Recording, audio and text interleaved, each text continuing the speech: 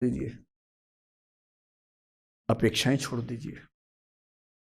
भाई, तेरी अपनी जिंदगी, मेरी अपनी जिंदगी, एक घर में रहेंगे पर रोज युद्ध नहीं करेंगे, बीपी नहीं बढ़ाएंगे, शुगर नहीं बढ़ाएंगे, तनाव नहीं बढ़ाएंगे। तुम्हारा अपना स्पेस, मेरा अपना स्पेस। ठीक है, एक छत के नीचे हैं, काम चला लेंगे, किसी और को नहीं बताएंगे। दुनिया के सामने अच्छी अच्छी फोटो खिंचवाते रहेंगे, स्माइल कर करके चेहरा, पर कम से कम बच्चे सफ़र ना करें, परिवार सफ़र ना करे। जी लेंगे, झेल लेंगे। और ऐसे माहौल में साहिर ने जो कहा था ना, उसी कविता की कुछ पंक्तियां बड़ी महत्वपूर्ण हैं कि बर्बादियों का सोग मनाना फिजूल था। कि बर्बादियां हैं जीवन में, पर ठीक है, कितना दुख मनाएंगे, अब है तो है, क्या कर सकते हैं। बर्बादियों का सोग मनाना फिजूल था, बर्बादियों का जश्न मनाता चला गया।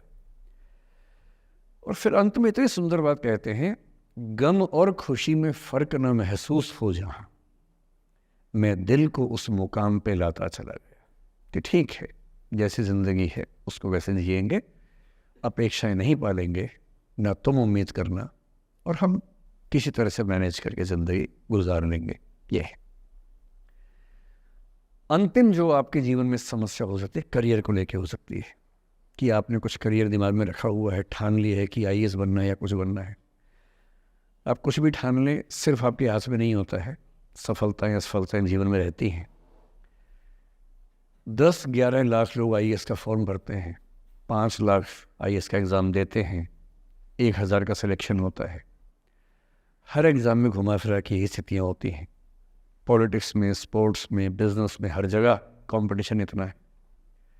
सफल होने की जितनी संभावना है, उससे कई गुना संभावना विफल होने की हर क्षेत्र में है। सफल नहीं हो पाए तो क्या करेंगे। और मैंने ऐसे लोगों को देखा है कि आईएएस नहीं बन पाए 20 साल पहले, और 20 साल से रोज़ घुट रहे हैं कि आईएएस नहीं बन पाए। रात दिन यही ख्याल होता है कि आईएएस नहीं बन पाए, या पीसीएस नहीं बन पाए, या कुछ खास सोचा था जो नहीं कर पाए। तो मैं आप लोगों से निवेदन करूंगा कि यदि आपकी आर्थिक पृष्ठभूमि ऐसी नहीं है कि जो बहुत मजबूत हो, तो हमेशा एक बैकअप ऑप्शन ज़िंदगी में लेके चलिए। किसी करियर को दिमाग पे इतना हावी मत होने दीजिए कि वो नहीं मिलेगा तो कुछ नहीं होगा। आप उस दौर के व्यक्ति हैं जहां इतने ऑप्शंस दुनिया में हैं जितने कभी नहीं थे। इतने ऑप्शंस हैं। बस एक ठीक ठाक सा व्यक्तित्व बना लीजिए, एक ठीक ठाक सा कॉन्फिडेंस रखिए अपने ऊपर। और यदि आपके पास बेसिक स्किल्स हैं, भाषा की, चिंतन की, समझने की, कैलकुलेशंस करने की, प्लानिंग करने की, स्ट्रेटेजाइज करने की, और मेहनती आप हैं, मैं गारंटी से कह रहा हूँ कि इस दुनिया में कंपटीशन नंबर्स में बहुत ज़्यादा है, कायदे का कंपटीशन नहीं के बराबर है। बहुत मजबूत लोगों से आपको भिड़ना नहीं पड़ता है। भिड़ते हैं 5 लाख से, पर उन 5 लाख में कुछ ही हैं जो भिड़ने लायक हैं। इतना कॉन्फिडेंस रखिए। जैसे कहते हैं ना कि हम भी दरिया है, हमें अपना हुनर मालूम है, जिस तरफ भी चल पड़ेंगे रास्ता हो जाएगा। इतना भरोसा अपने ऊपर रखिए कि ठीक है, ये नहीं तो कुछ और करेंगे, वो नहीं तो कुछ और करेंगे, लेकिन कुछ ना कुछ बढ़िया कर लेंगे। और उस बढ़िया करने की शुरुआत कॉलेज की ज़िंदगी से होती है। उड़ान सोसाइटी संभाल लेंगे, निष्ठा संभाल लेंगे। अभी मैडम ने बताया कि 80 सोसाइटी से बताई, इसको में 60 बताई। 60 सोसाइटीज़ हैं, किसी सोसाइटी का हिस्सा बन जाइए। ये सोसाइटीज़ का हिस्सा बनने का असली पर्पस क्या है? इसी बहाने एक्सपोजर मिलता है, आप कुछ करते हैं, मंच पे आते हैं, लोगों से मिलना जुलना होता है, स्किल्स डेवलप होती हैं, और अंत में जो जीवन में काम आता है, यही स्किल्स काम आती हैं। और यदि वो स्किल्स हमने डेवलप कर लिया, और वो स्किल्स पढ़ाई से नहीं आती हैं। जो क्लासरूम के अंदर की पढ़ाई है वो सबसे कम महत्वपूर्ण चीज़ होती है कॉलेज में। कॉलेज में सबसे ज़्यादा महत्वपूर्ण है ये अपॉर्चुनिटीज़, लोगों से बात करना, कुछ ऑर्गेनाइज करना, कहीं फेल होना, कहीं पास होना, वो सब करते रहिए। और मैं दावे से कह रहा हूँ कि इस दुनिया में कंपटीशन कहने के लिए ज़्यादा है, दरअसल ज़्यादा नहीं है। पूरी बात का सार ये है कि किसी की भी ज़िंदगी फ्लैट नहीं होती है, उसमें कर्व्स आते रहते हैं, ऊंच नीच सबकी ज़िंदगी में आती है।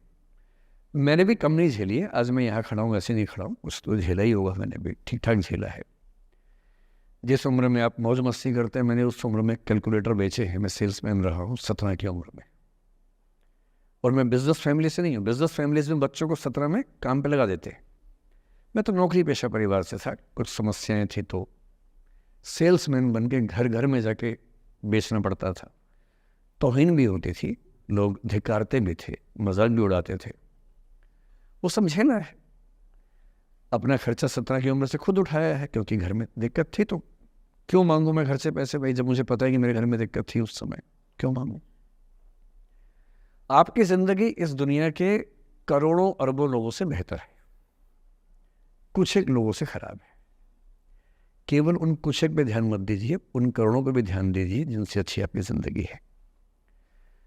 और इतनी कुव्वत आपके अंदर है, आप इस देश के सबसे अच्छे विश्वविद्यालयों में से एक, दिल्ली विश्वविद्यालय के सबसे अच्छे कॉलेजेस में से एक हंसराज कॉलेज में विद्यार्थी हैं। ये मजाक नहीं है, आप इस देश के एलीट हैं, एलीट। इस कॉलेज और यूनिवर्सिटी का नाम बोलते ही कितने बंद दरवाजे खुल जाते हैं, आपको अंदाजा नहीं है, आगे जाके समझ में आएगा। बस इतना करना है कि जब जब जिंदगी नीचे की तरफ जाए, थोड़ा सा हौसला बना के रखिए। कुछ ही दिन की बात होती है, हर चीज़ कुछ ही दिन की होती है।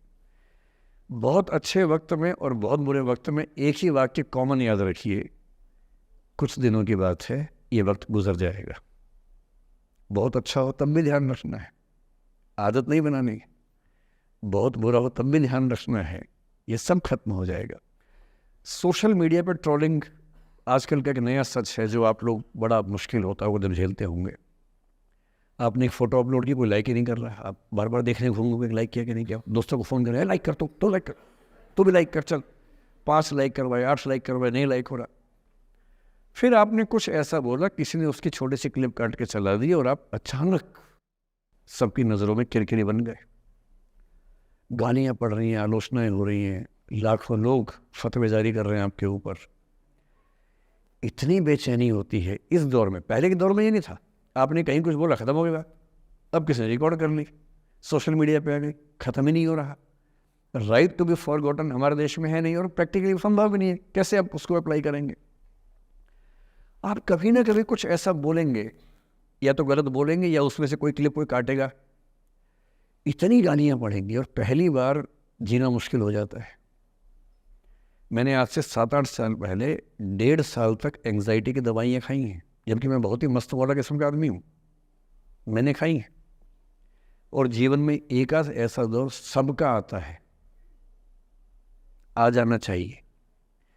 जब जीवन में एक आध बार ऐसा हो कि सारी दुनिया पीछे पड़ गई है, बहुत दिक्कत होगी, घबराहट होगी, बेचैनी होगी, एंग्जाइटी होगी, डिप्रेशन होगा, सब कुछ होगा। लेकिन एक बात ध्यान रखना, मेरी इस बात को ध्यान रखना, वो पहली और आखिरी परीक्षा है, उसके बाद कभी नहीं होगा। 8 साल पहले ऐसा कुछ हुआ था कि मैंने बहुत दवाइयाँ खाई, 1.5 साल दवाई खाई, 1.25 साल खाई दवाई। कारण पता था, कारण ठीक हुआ, दवाई छूट गई। उसके बाद मैंने ज़िंदगी का सबसे मुश्किल फेज़ पिछले साल झेला था, जब मेरे एक वीडियो की क्लिप मीडिया पर चली, FIR हुई, पता नहीं क्या क्या हुआ, सब कुछ हुआ। पर मैं आपके सामने बहुत ईमानदारी से कह रहा हूँ, मुझे तनाव नहीं हुआ, डिप्रेशन नहीं हुआ, एंग्जाइटी नहीं हुई, क्योंकि मैं पहले झेल चुका था। अब पिछले 7 दिन से मेरी 5 साल पहले की एक क्लिप चला रहे हैं वीडियो आजकल। 2019 के इलेक्शन से पहले जनवरी में मैं क्लास लेते हुए कह रहा हूँ कि अब इलेक्शन का टाइम आ गया, अब मंदिर का तमाशा शुरू हो जाएगा, और ये पॉलिटिक्स के मामले हैं, सब बेकार की बातें।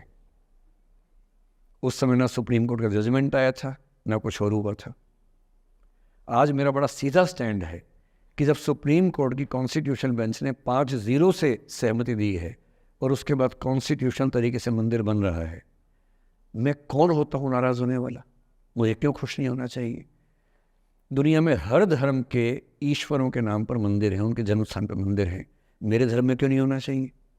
मुझे क्यों परेशान होना चाहिए? और कुछ लोग पिछले 7 दिन से 5 साल पहले की क्लिप चला रहे हैं। मेरी टीम परेशान है, मैं परेशान नहीं हूँ। मुझे भेजते हैं कि सर ऐसे हो गया, सर इतने वीडियो चल रहे हैं। मैं सुनता हूँ पर तनाव नहीं होता है, क्योंकि मुझे पता है कि किसी दिन किसी मंच पर हो, जैसे आज मैंने बात बोल दी, कहीं और बोल दूँगा, बात खत्म हो गई। कितना लोग लेंगे? और आप लोड लेते रहेंगे तो दुनिया देती रहेगी, दुनिया के पास बहुत है देने के लिए, वो हमेशा देते रहेंगे। खुद को ऐसा फूल प्रूफ बना लीजिए, शील्ड